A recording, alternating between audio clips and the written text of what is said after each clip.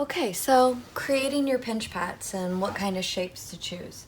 So they're gonna be fairly small, so you can start with the same size that you started with, just 1/2 of your little creature. This one is a little bit more square. This one is 4 across and about 4. So it's about a square, not exactly. And what I want you to see is that the rim is really flexible right now. So if I tried to put my coils on that and start to smooth, it would just kind of break down. So I need it to kind of set up. So that means either come back to it today after it's been sitting out, or come back to it tomorrow once it's had a light bag.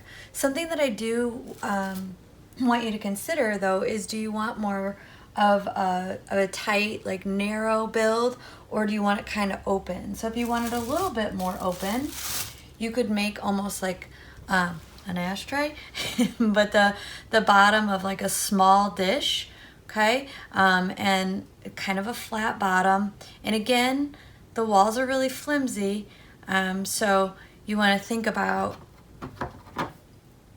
just waiting on building. Now this one is about 5 all the way around, okay? So this one's a little bit wider. If you want like a longer, wider, shorter piece, then you could also take a little bit more clay with your pinch pot and do a wider dish, okay? But I would not go any more narrow than 4 inches. It'll just be kind of hard to fit your designs on there.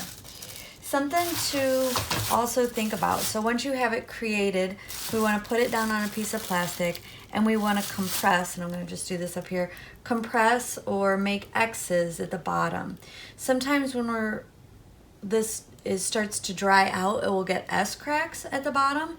And so to combat that, if I compress the bottom by just kind of confusing by a lot of X's and smoothing, and this will make my inside nice too, that hopefully will help that from getting S cracks in the bottom of your piece. Okay, you can do that on both sides, both the inside and the outside, just for good measure.